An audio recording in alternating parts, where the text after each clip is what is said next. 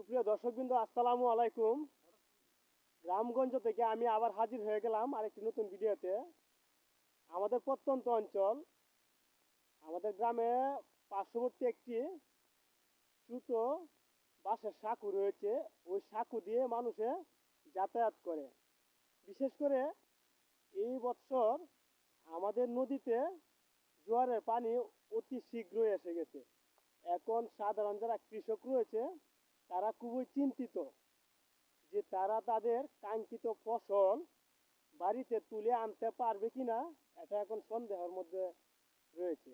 তো আল্লাহর কাছে প্রার্থনা করি, দোয়া করি, এত কষ্ট করে গ্রামের সাধারণ কৃষকেরা মাথার ঘাম পায়ে পেলে এই গাছ রোপণ করেছে, এই কাঙ্ক্ষিত ফসলটা যাতে তাদের বাড়িতে নিয়ে আসতে পারে, এইটাই আল্লাহর কাছে চাওয়া।